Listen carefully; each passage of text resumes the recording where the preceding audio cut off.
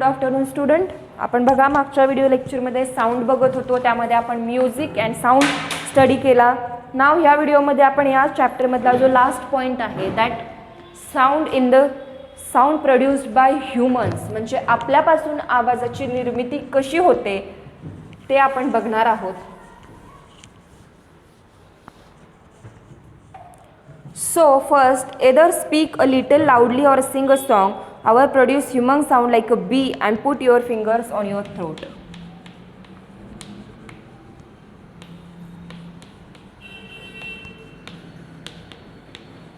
Sound produced by humans. बघा, जेव्हा आपण काही खात असतो किंवा एखादं गाणं म्हणत असतो त्यावेळेस जेव्हा आपण आपल्या घशावर किंवा गळ्यावर हात ठेवतो तेव्हा आपल्याला गळ्याचा काही जो भाग आहे तो असा फुगीर किंवा उंचवटा त्याला जाणवतो. त्याला आपण काय म्हणतो, दॅट इज अ थ्रोट. म्हणजे ते आपलं स्वरयंत्र आहे आणि त्या थ्रोटमधूनच, त्या स्वरयंत्रामधूनच माणसाच्या आवाजाची निर्मिती होत असते. थ्रोट म्हणजेच काय, त्याला आपण स्वरयंत्र असं म्हणतो आणि त्या स्वरयंत्रामधूनच आपल्या तोंडातून जो आवाज बाहेर पडतो त्या आवाजाची निर्मिती हे स्वरयंत्रामध्ये होत असते. आणि स्वरयंत्र हे आपल्या घशामध्ये असतं. जेव्हा आपण काही खात असतो किंवा काही बोलत असतो तेव्हा जर आपण आपल्या घशावर एखादं बोट किंवा हात ठेवला तर आपल्याला तिथं फुगीर असा भाग जाणवतो. ते फुगीर भाग म्हणजेच काय, तर आपलं स्वरयंत्र आहे असं आपण म्हणू शकतो. Then in the human sound is produced in the larynx. म्हणजे माणसामध्ये जो आवाजाची निर्मिती होते ते लॅरिंग्स म्हणजे काय, फॅरिंग्स म्हणजे काय तर घसा. घशापासून आपली आवाजाची निर्मिती होते. घशामध्ये जे थ्रोट असतं किंवा जे स्वरयंत्र असतं त्यामधून आपला आवाज हा तयार होत असतो. So while swallowing food we can feel with our finger a hard pump that see to move. म्हणजे आपण खाताना जर इथे हात लावला तर आपण तो स्वरयंत्राचा भाग जाणवू शकतो. This is nothing but larynx as shown in the. आणि हे काय असतं, हा जो घसा असतो आपला किंवा घशाचा जो भाग असतो it is a sea at all the upper and end of the windpipe. म्हणजे आपली जी श्वासनलिका असते त्याचा जो वरचा भाग असतो. वाइंड पाईप म्हणजेच काय तर श्वासनलिका.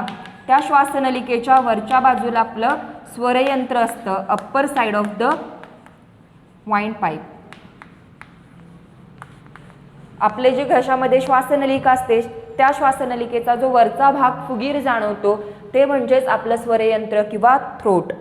So two vocal cords are stretched across the voice box and larynx is such a way that leaves a narrow slit between from the passage of air. आणि त्याच्यामध्ये आपल्याला टू वोकल बॉक्स किंवा जोडलेले असतात आणि त्यामधून एक नॅरो स्लिट, एक चपटी अशी चकती असते जी हवा आत घेण्याचं काम करत असते आणि त्या हवेमधूनच आपल्या आवाजाची निर्मिती होत असते. When the lungs forced air in the slit the vocal cords vibrate. When the lungs म्हणजे जेव्हा आपल्या फुफ्फुसे जे आहेत ती हवेच्या दाबामुळे प्रसरण पावतात त्यामुळे आपले जे वोकल कॉर्ड्स आहेत ते व्हायब्रेट होतात, त्यांच्यामध्ये एक स्पंदने निर्माण होतात आणि त्या स्पंदनामधूनच माणसामध्ये आवाजाची निर्मिती होत असते. Muscle attach to the vocals cords tight to loose.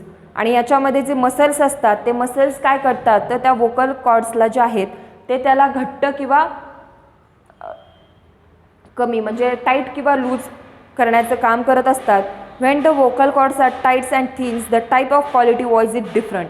जेव्हा आपला घसा बसतो तेव्हा बघा, म्हणजे ते वोकल कॉर्ड्स जेव्हा आपले टाईट होतात त्यावेळेस आपण काय म्हणतो की माझा आज घसा बसला आहे, घशातून आवाज येत नाही. त्यावेळेस काय होतं तर ते जे आपल्या घशामधले वोकल कॉर्ड्स असतात ते टाईट झालेले असतात, जड झालेले असतात. त्यामुळे आपल्या घशामधून एकतर आवाज येत नाही आणि आवाज आला तर खूप असा जाडसर आवाज येतो किंवा एकदम आपला आवाजच बदलतो, आपला नॉर्मल आवाज येत नाही.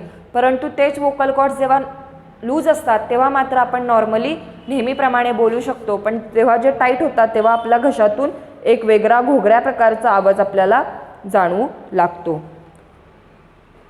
तर अशा प्रकारचे जे वोकल कॉर्ड्स आहेत ते वुमन्समध्ये बघा, मेल्समध्ये त्यांची लांबी ही 20 सेंटीमीटर असते. म्हणजे पुरुषामध्ये जे वोकल कॉर्ड्स आहेत ते 20 सेंटीमीटर लांबीचे असतात, तर स्त्रियांमध्ये ते वोकल कॉर्ड जे आहेत ते 15 सेंटीमीटर लांबीचे असतात. त्यामुळे काय होतं तर पुरुषांपेक्षा स्त्रियांचा आवाज हा खूप नाजूक असल्याचे आपल्याला दिसून येते.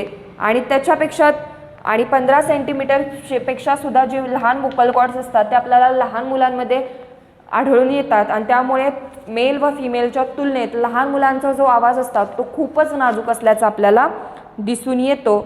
आणि प्रत्येकामध्ये हे जे वोकल कॉर्ड्सची जी लेंथ आहे मेल फिमेल अँड चिल्ड्रन्स, ती लेंथ जी आहे ती आपल्याला तिन्हीमध्ये आपल्याला वेगवेगळी असल्याची, डिफरंट असल्याची दिसून येते. Now last point of the chapter is sound generation by loudspeaker. आता लाऊडस्पीकर, डॉल्बी ते या गोष्टी तर आपल्याला माहीत आहे, तर त्यामधून कशा प्रकारे ध्वनीची निर्मिती होते ते आपण बघूयात. द साऊंड प्रोडक्शन और जनरेशन बाय लाऊडस्पीकर. इथं मी फक्त लाऊडस्पीकर लिहिते. त्याची आपण ते समजण्यासाठी पहिल्यांदा आपण डायग्रॅम काढूयात.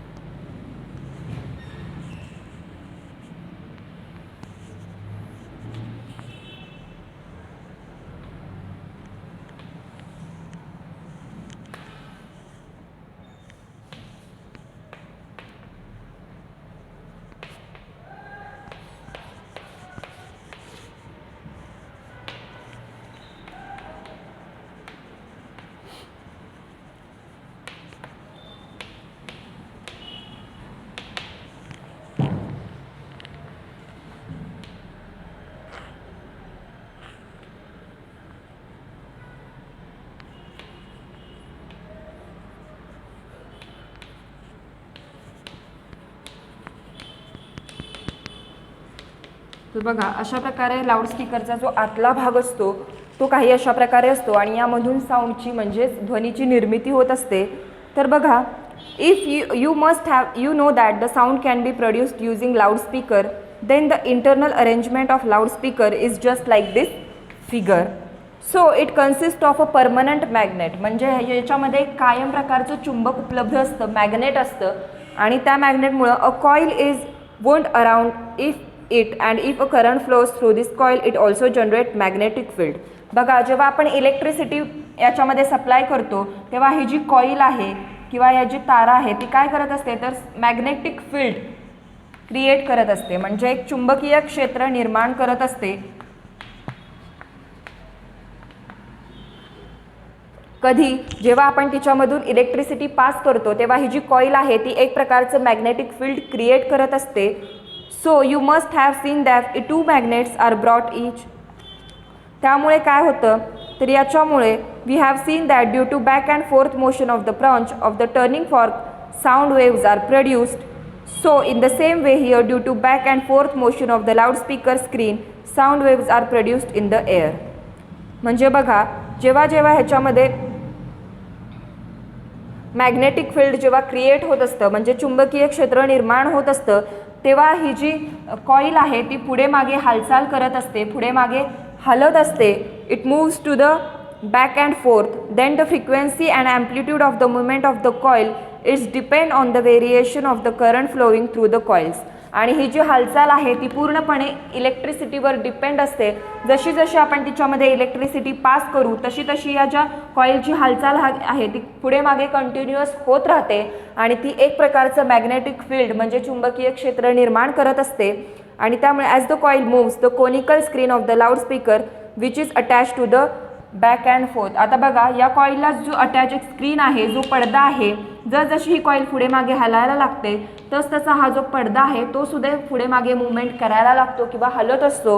त्यामुळे काय होतं तर याच्यामुळे एक ध्वनीचं प्रोडक्शन होतं, म्हणजे यामुळेच ध्वनी तरंग निर्माण होतात, साऊंड प्रोडक्शन. आणि हे पुढे मागे हालचालीमुळेच काय होतं तर एक प्रकारचे ध्वनी तरंग किंवा साऊंडचं प्रोडक्शन होतं. So you can feel this vibration of the loudspeaker screen just by gently touching the screen of loudspeaker. आणि ह्या ध्वनीचं जे प्रोडक्शन आहे किंवा साऊंडचं जे प्रोडक्शन आहे तुम्ही त्या लाऊडस्पीकरला त्याच्या पडद्याला हात लावून सुद्धा ते व्हायब्रेशन तुम्ही फील करू शकता. जेव्हा तुम्ही लाऊडस्पीकरला टच करता तेव्हा त्याची जी स्क्रीन आहे किंवा त्याचा जो पडदा आहे तो तुम्हाला खालीवर किंवा आत बाहेर असा झालेला व्हायब्रेट झालेला जाणवेल. आणि त्यावेळेस काय होत असतं तर लाऊडस्पीकर म्हणजे जी साऊंडची जी प्रोडक्शन आहे किंवा साऊंडची जी निर्मिती आहे ती होत असते आणि त्यामुळे आपल्याला या पडद्यावर व्हायब्रेशन म्हणजे काही प्रकारची स्पंदनं जाणवतील.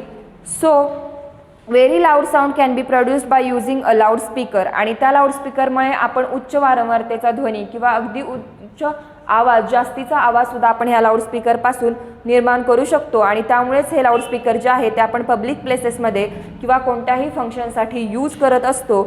आणि लाऊडस्पीकरचा लेवल हा कमीत कमी 100 डेसिबल एवढाच असावा. यापेक्षा जास्तीचा साऊंड आपण ऐकू शकत नाही आणि तो आपल्या आरोग्यासाठी हार्मफुल म्हणजेच धोकादायक असतो. त्यामुळे although the loudspeaker can generate very low sound there must be limit on its loudness. आणि त्यामुळेच आजकाल लाऊडस्पीकरच्या वापरावर आणि त्यापासून होणाऱ्या आवाजावर बंधने घातली गेलेली आहेत. कारण जास्त वारंवारतेचा ध्वनी हा आपल्या आवाजाला किंवा शरीराला आपल्या धोकादायक असू शकतो. तर अशा प्रकारे इथं आपला साऊंड हा चॅप्टर संपलेला आहे. धन्यवाद.